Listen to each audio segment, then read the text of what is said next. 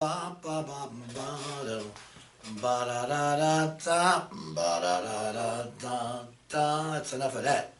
And welcome to another edition of Luke's World with moi, Jerry Luke, your host. Normally you can hear me on Sports Insight on WHCR FM in New York, 90.3 The Voice of Harlem, Fridays between the hours of 2 and 3:30. If you're the number to call is 212-650-6903. That's 212-650-6903. If you're not in the listening audience, which is all of Harlem, the South Bronx, and parts of Fort Lee, you can hear me on WHCR.org. Today we come to you through the auspices of LSMFT Productions, Leo Farley, our director, and as always, we come to you from the Mark Symczak studio here in New York. So, what's on tap for today? Well, a lot of crazy things are going on.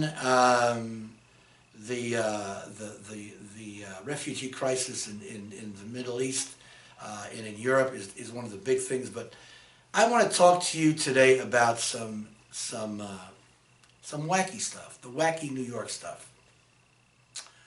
So on my way to the beach, and it's hard to equate. Am I going to equate the refugees with going to the beach? That's a wacky thing right there. But we'll see. We'll see how it goes. I think I got a punchline for that. Hopefully it works, and if it doesn't, well, send me an email. I'm on my way to the beach. Now, September is a really nice time, especially if it's kind of warm, to go to the beach because there's nobody there. And people, like a bell goes off, and all of a sudden, Labor Day, okay, nobody go to the beach anymore. But I figured, well, what the hell? The weather is still good. All the situation is basically the same. So go. So I did, and it was wonderful. Once I got there, somewhere around J Street Borough Hall, I'm sitting there minding my own business. There's a dude to my right standing. I'm sitting, and all of a sudden, the foulest smell on earth comes into the train. It's like all of a sudden you stuck your head into somebody's intestine who hasn't passed any matter for like 10 years. And I'm like, what the F is this? And then it was so awful that I turned to the guy around me, and he was also stunned, and he saw the look on my face, and he said, I didn't do it. It was just some guy who walked in here and then left. And I'm like, come on, man, give me a break. I had everything timed right. The only thing I didn't have timed is this particular clown. And I felt bad for the dude with the kid, and then people in the area were sniffing the air like, you know what?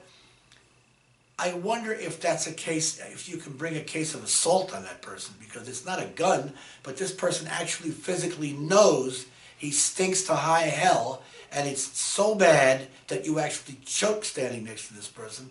I wonder if he has to actually walk around, that would be kind of cool. Okay, now, well, I wouldn't say kind of cool. If he's got to walk around, okay, you can't arrest him for just walking around and stinking. That's his freaking business. But if he actually comes in somewhere and he knows he stinks and he stands next to you to make you feel like your meal from 3 weeks ago has to come up, then that's assault as far as I'm concerned. Okay, that's number one. Coming back from the beach, this is about a couple of days before that, some lady gets on and sits across from me at the side of one of the ends of the car. Now, she must be playing a video game and listening to music at the same time. She has high heels on, which have a thick sole, which I think is hollow. The woman can't keep time. She's tapping her foot and to this non-tempo and making this noise that heats up the entire car. Everybody in the car is like, what is this? It's not, lady, you can't keep time. You can't do this because you can't keep time. So I'm like, and then she's singing, and of course, what am I trying to do at that point? I've got my harmonica out, and I'm trying to quietly go through a couple of tunes, and I can't do it. She reminds me of this dude that I jam with, who He'll sing 4 songs in a row, and all of a sudden the time signature goes, and I'm looking at the guy's feet, and he's tapping out something that only bugs can probably hear, because it just makes no sense whatsoever. Anyway, that's my trade story. So so going along with the theme of there's something rotten in Denmark. About a week or so ago, we find out that Mayweather, in his fight with Pacquiao, had an IV on maybe 2 or 3 days before. Not only did he have an IV, he had it okayed after he got the IV. Now, a writer who was covering this business said, you know what?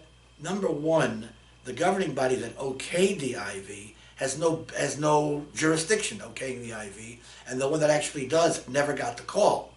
And the thing about getting an IV is it'll either cover what you've done or cover what you're about to do.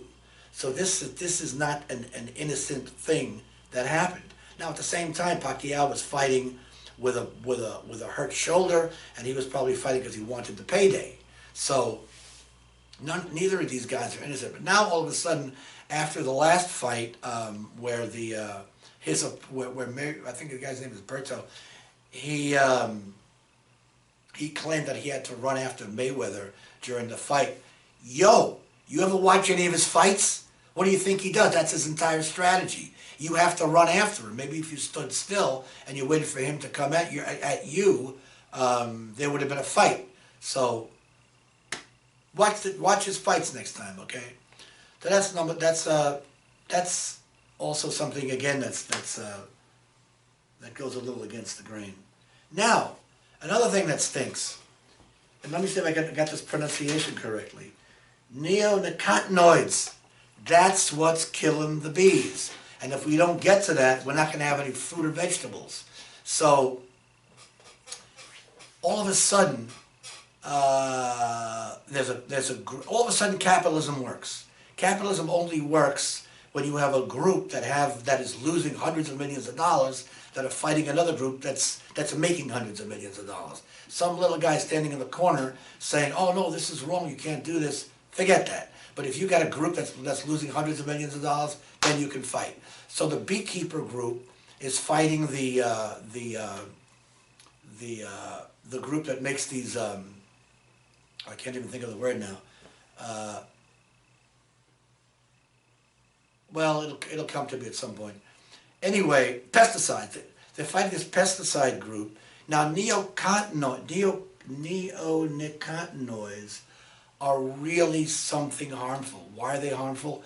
Because they're not sprayed on the pesticide. They're not sprayed on whatever you're trying to kill the bugs on. They're in the seed. They're part and parcel of the seed. So when a bee ingests that, they get lost and they die. In Europe, they've banned them. So they still use them here. And now we find out that the EPA actually approved this without the requisite amount of testing, and now we're going to find out why. So that's another thing that stinks, and we're going to find out down the road. Now, getting back to what I started originally, I don't want to make light of it. You have millions of displaced Syrians that are running all over Europe trying to survive a war in Syria.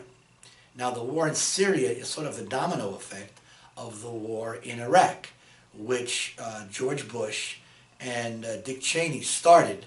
And as much compassion as I have for the victims of 9/11, there's a big feeling around the country that the 9/11 was an inside job started by these two clowns. Now, my theory is, for the Syrian refugees, this is what you do. Since George Bush started it and Dick Cheney started it, there is tons of space in Texas. There is tons of space in Montana, in the Big Sky Country, take half of those refugees, or maybe 3/4 of them, bring them onto George Bush's ranch, and bring them onto Dick Cheney's ranch. They have a lot of space in Montana and Texas. So, am I done?